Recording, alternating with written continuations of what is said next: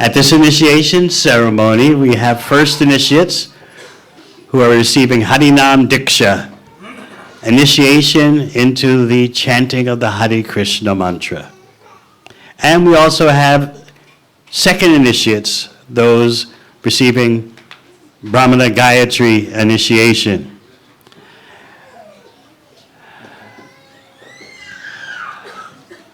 A few words about Harinam Diksha.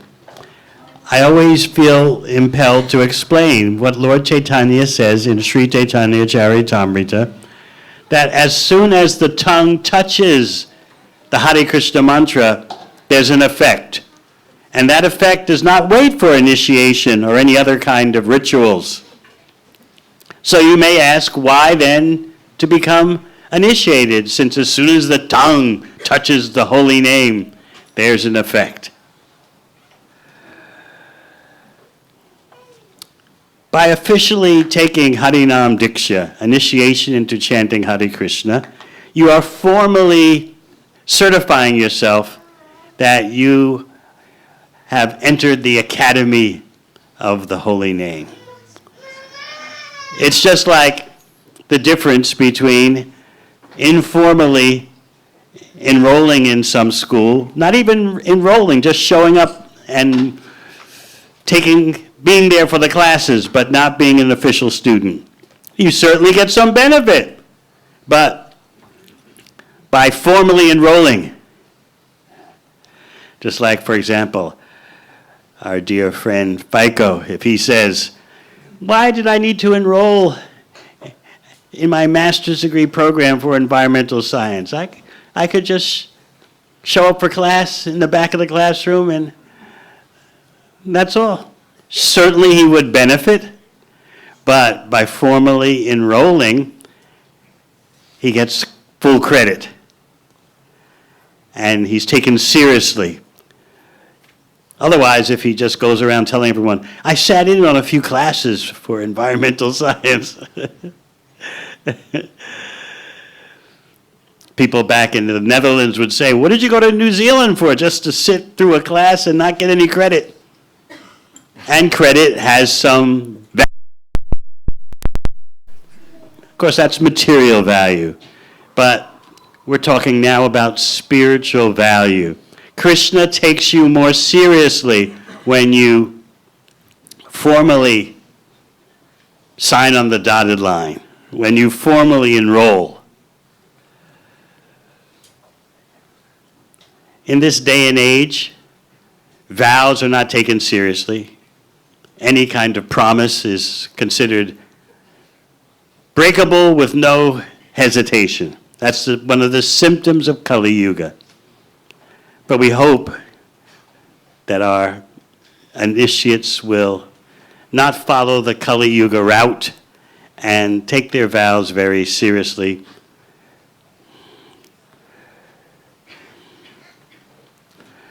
Remember those from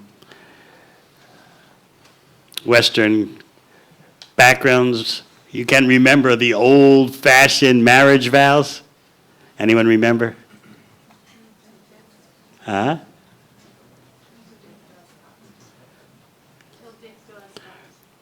Through sickness and health. Or health, through happiness or wealth, till death do us part.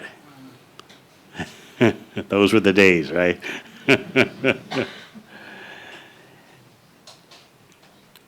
Now people, especially as demonstrated by the denizens of Hollywood, they're saying their own style vows. We'll stay together as long as there's petrol in the tank. In other words, as long as things are going good. We promise to stay together. Without promises, without vows, how can there be any integrity for society? Even materially speaking. Without honor and integrity and keeping your word, how can society prosper? But what you have today in a so-called civilization is the attempt to be dishonest, have uncontrolled senses, to let your anger and lust flow and then we'll have peace and happiness throughout the world. It's not going to happen. So sometimes you get the feeling that here at these ceremonies, these initiation ceremonies, we're actually totally going against the grain of human society. And you're right.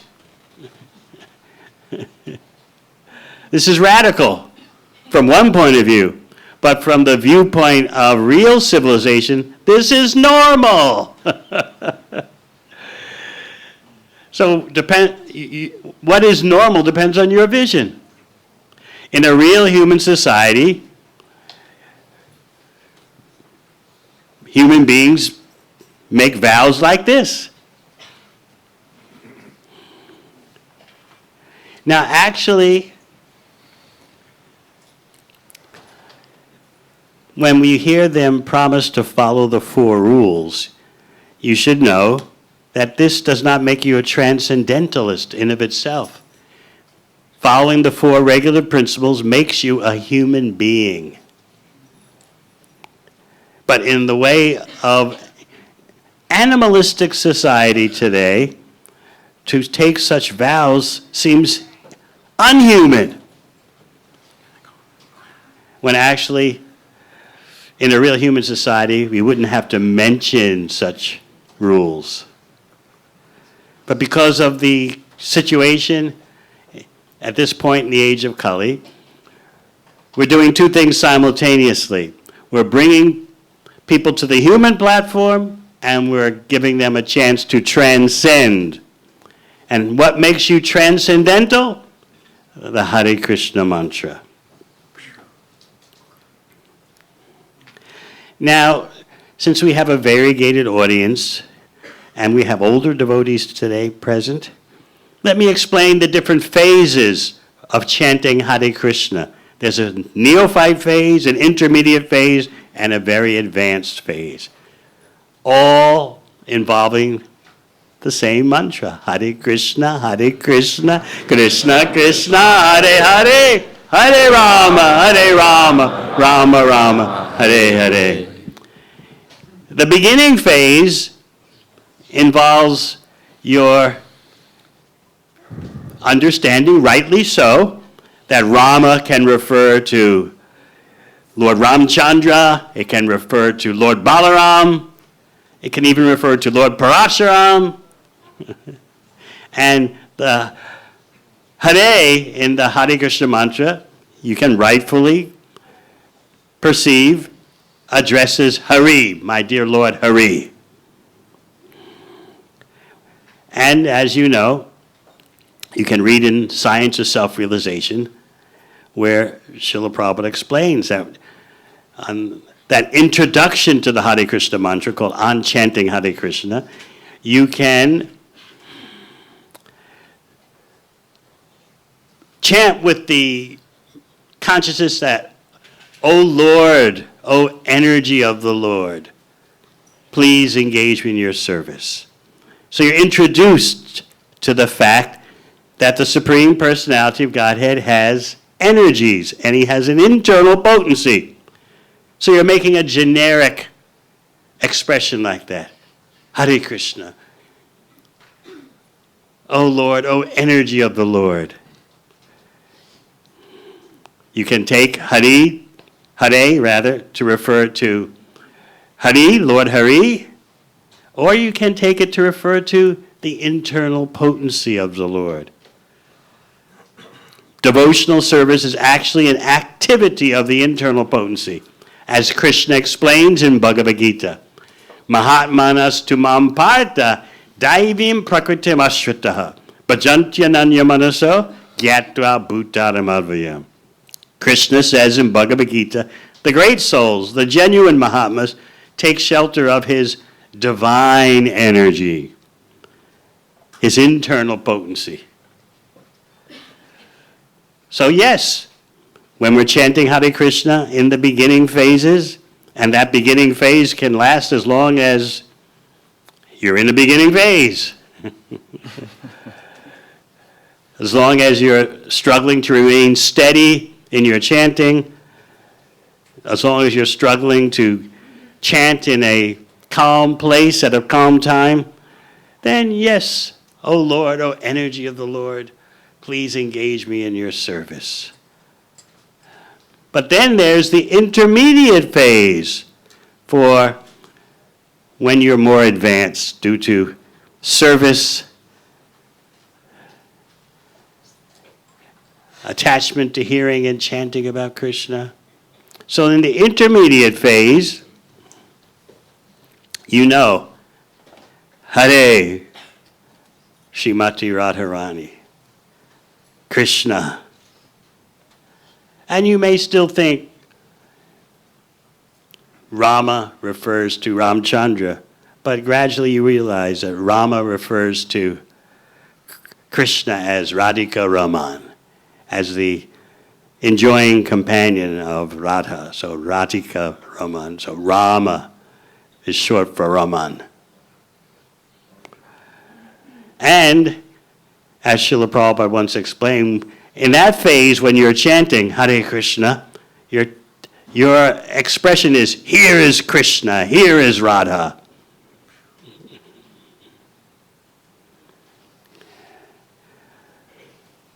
But then there's the most advanced stage, which has no limit, in which not only are you understanding Hare Krishna refers to Radha and Krishna, but you're not simply asking for engagement in devotional service.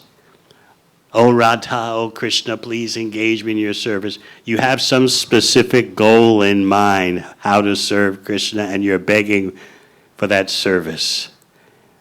Emulating one of the associates of the Lord in Vrindavan. So that's the most advanced stage, where one starts feeling a yearning for a particular capacity in Krishna Leelas by emulating, by following in the footsteps of an eternal associate of Krishna. That's the most advanced stage. Whether you're aspiring to follow in the footsteps of a particular gopa, gopi, or even to become a maidservant of Srimati Radharani. That's the most advanced stage. But how will we ever get to the most advanced stage of chanting if we can't even chant Hare Krishna according to a vow?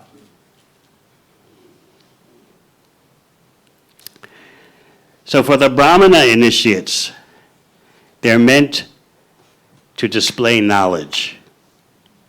They have knowledge of the Shastra and can explain it to others.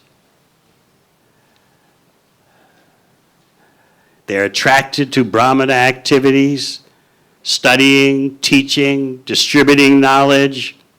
They're attracted to preparing food and offering to the deity, and teaching others to do the same. So we just don't want Brahmanas in name only. We want to see Brahmana qualities and Brahmana activities. The first thing about a real Brahmana is what?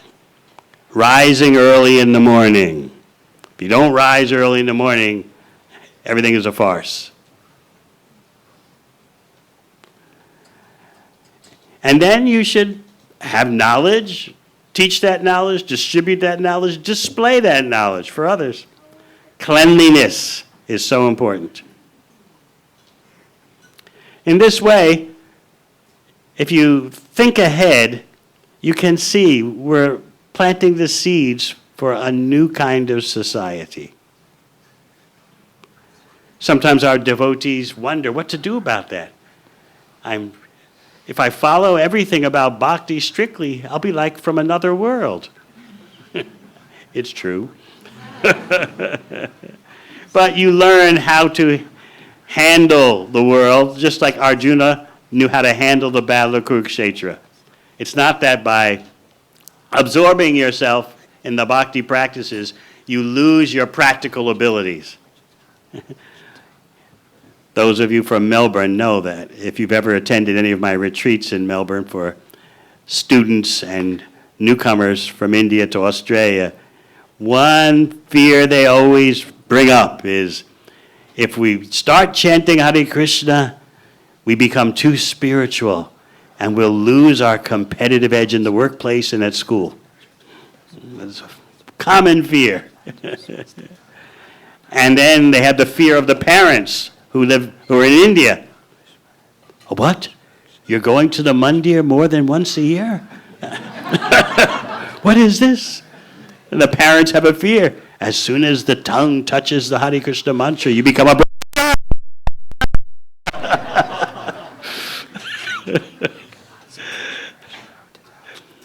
So we may have a shade of that fear, that if I take my initiations seriously, I'm like a resident of another world.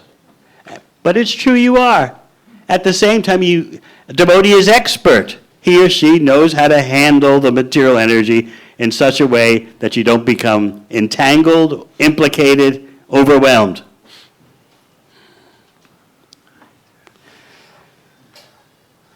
So some of our brahmanas have access to opportunities in the temple for serving the deity. In some temples, though, there's so many brahmanas lined up for rendering service to the deity that it's hard to get a spot. But it's always it's always easy to get a Sankirtan spot.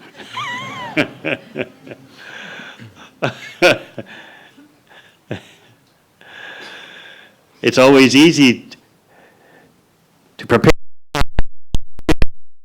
There's a spot in the kitchen, and having that spot in your own kitchen is fine. If you're a brahmana, you can prepare food, offer it, and distribute it. That's brahmana activity.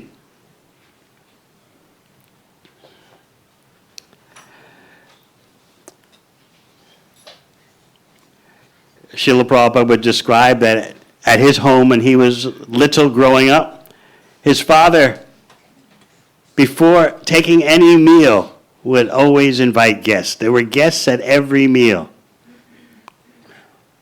And you've heard about, although I'm sure you're wondering how to apply it, you've heard about the activity of a genuine householder, that before each and every meal, the man of the house goes to the door and yells up and down the street, "Is anyone hungry? Is anyone hungry? Please come and take your meals." I don't think we can do that in this day and age, in this cultural setting. But you're supposed to do that according to classic Grihastha Brahmana Dharma. You're supposed to do that 3 times, call out 3 times.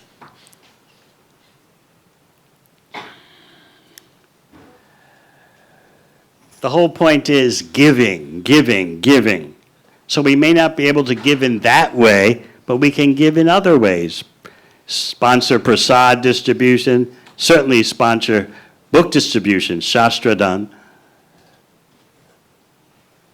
In this way, a brahmana is always seeking to expand the wisdom, the knowledge of Srimad Bhagavatam and Bhagavad Gita.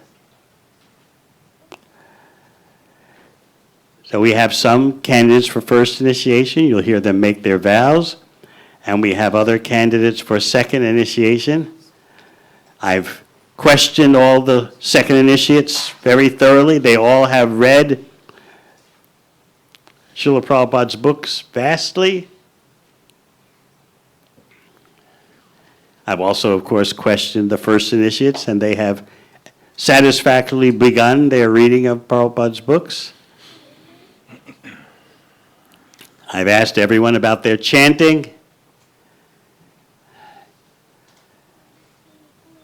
Now, especially in those of you who are householders, you should expect that generally speaking, there'll come some rocky moments in your life when you think you don't have time to chant, you don't have the head space to chant, you're just being dashed this way and that way by the waves of the material ocean.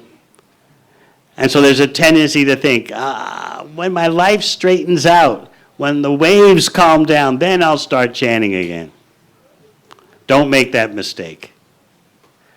Chanting is for all times and all places. The so-called good times, the so-called tough times.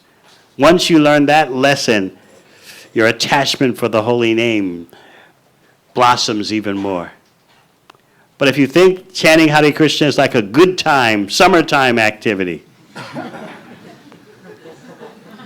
it's like now we're wondering, where is summer? Supposedly coming tomorrow. Or even later today. These things blow over. They blow in quickly and they blow out quickly. So that is life in this world. Expect the flow of happiness and distress to come your way. But how you situate yourself by your chanting, that takes you on another level, regardless of the surrounding happiness and distress. The chanting keeps your connection with Krishna. All right, we'll call the first initiates up for their beads and name.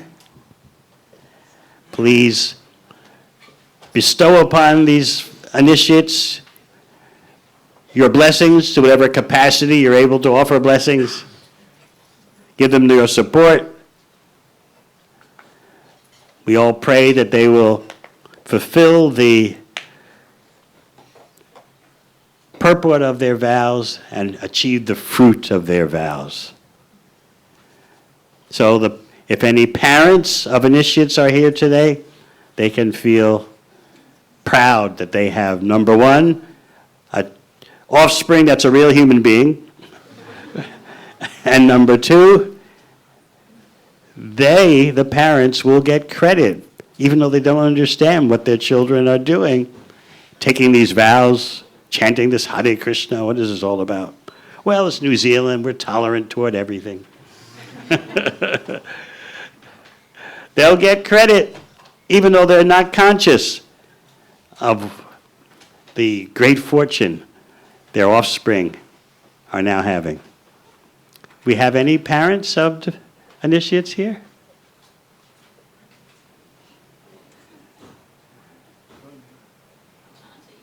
Auntie, who's your niece or nephew? Huh? Oh, yes. Well, we thank you for coming. You can be proud of him. Anyone else?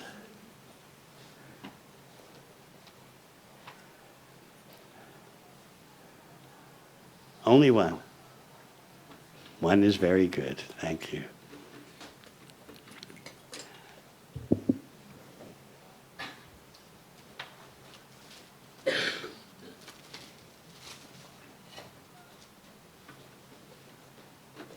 Someone, you can hand me the beads, please. Just reach in and pull out some beads, and that's who we'll call first. Thank you.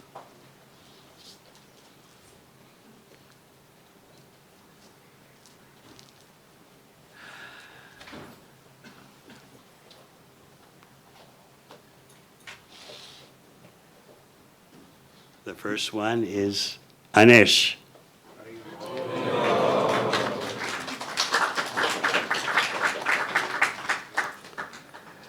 Anish Prabhu is from the Auckland congregation. Pranam mantra out loud, please. Once again. Please remember, everyone, pranam mantra is out loud.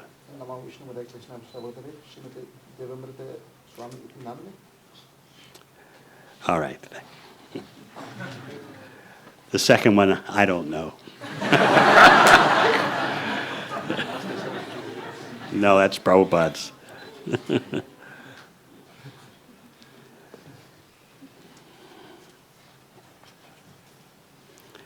What are the four rules? No meeting, no illicit sex, no intoxication, no gambling. And what to do every day? What to do every day? At least 16 rounds. All right.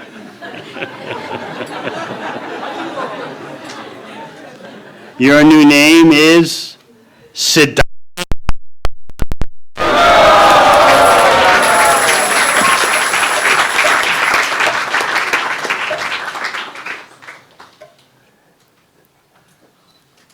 Siddhanta Sar means the Sar, the essence of Siddhanta, the perfect conclusions of the Shastra. Hare Krishna.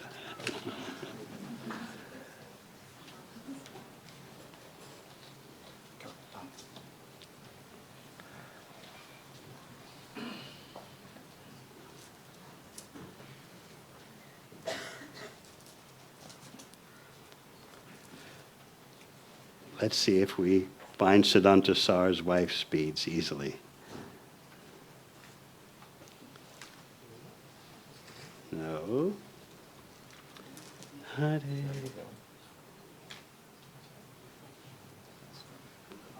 No. Yes. Archana Devi has a nice legal name, but we're going to give her an initiated name.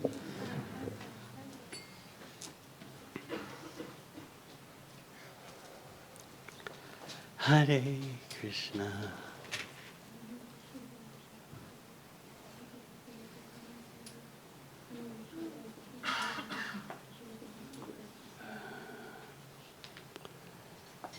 What are the 4 rules?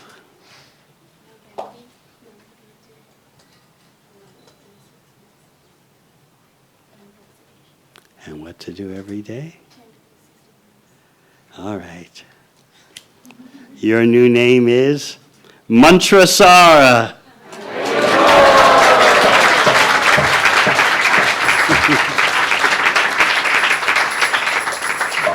Mantrasara means the essence of all mantras, which is the Hare Krishna mantra.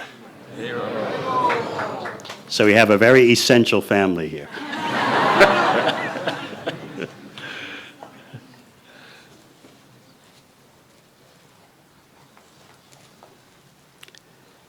Ash.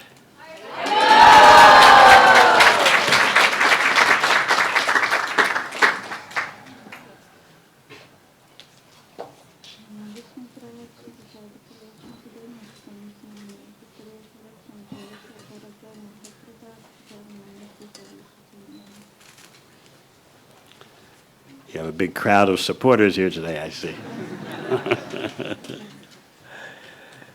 So Ash is the second of triplets to take initiation. I can't say older sister. You're the old. You came out of the womb first of the triplets. She's older by 1 minute.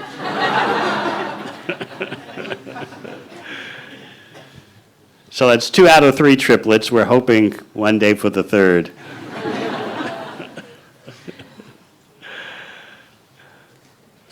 So what are the 4 rules? No meat eating, no gambling, no illicit sex, no intoxication. And what to do every day? Chant at least 16 hours to have Krishna. All right.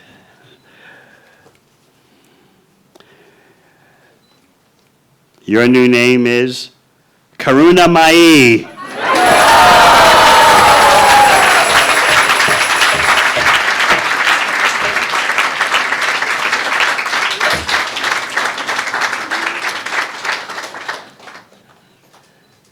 So now we have the Mai sisters. Her sister's name is Somya Mai, so this is Karuna Mai. Karuna Mai refers to Srimati Radharani. She's made of, full of mercy. Hare Krishna. Can I have more beats, please?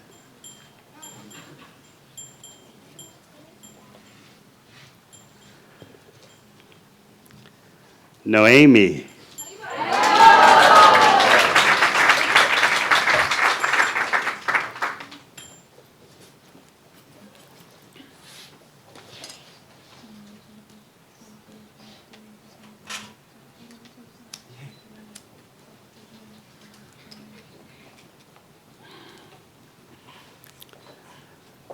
What are the 4 rules?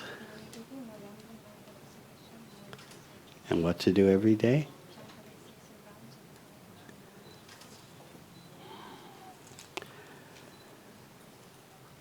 Your new name is Suri.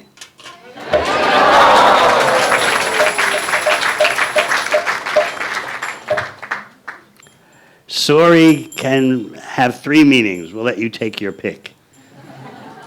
It can refer to the demigoddesses in the heavenly planets. It can refer to the lady devotees in Vaikuntha.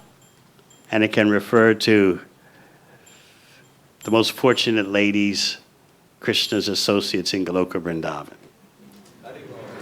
So what's your choice? Huh? The last one, she went. All right, Suri Devi Dasi.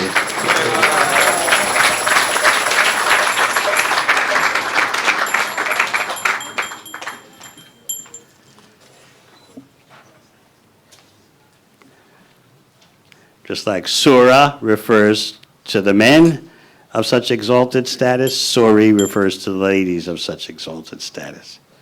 And whatever we do, we don't want to be asuras or asuris.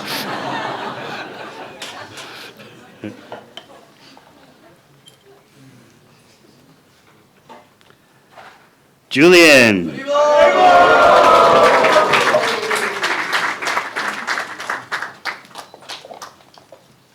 Namo Vishnu Padaya Krishna Prasaya Bhutaya Vishnu Maridev Mira Swami Tanava Achara Korva Dakshin Chakra Pachara Korva Bharataki Karan Namasa Sarvachata Namo Vishnu Padaya Krishna Prasaya Bhutaya Vishnu Mati Bhakti Vedanta Swami Tanava Stay Sattva Deva Gauravan Pachara Vishnu Shishnu Bhavani Krista Vishnu.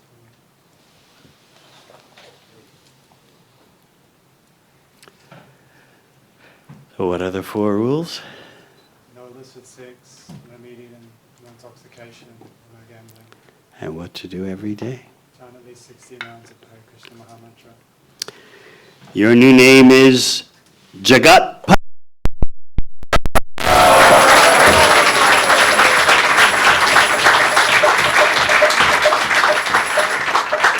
Jagatpati means Lord of the universe, not you though. You're the servant. Jagatpati, controller of this one universe or all the universes. Take your pick, but you're the servant. Our disease, the reason why we're in the material world is that we want to act like we're the lords of the universe. And as you may have noticed, we're failing miserably.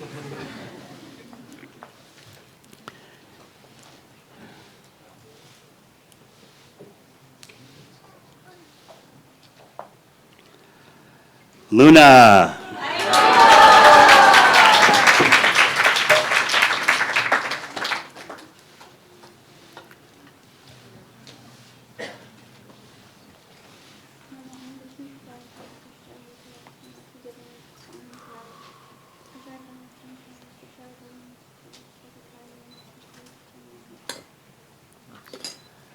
Your mother's not here?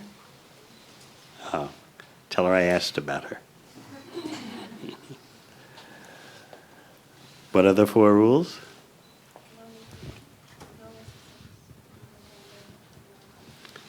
And what to do every day.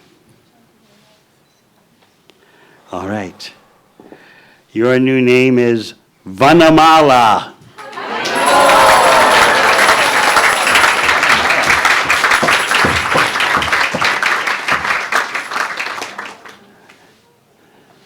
Vanamala is the name of a long garland that Krishna wears in the forest, made of forest flowers, and the garland almost reaches his ankles.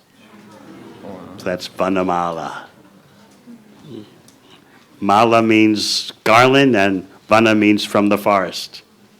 Krishna likes the garlands and decorations made from the forest more than he does the jewelry given by his own mother, Yashoda. He much prefers to be decorated with herbs, leaves, flowers, garlands from the forest. But his mother is always sending him to the forest with all this expensive jewelry. So you are Vanamala Devi Dasi.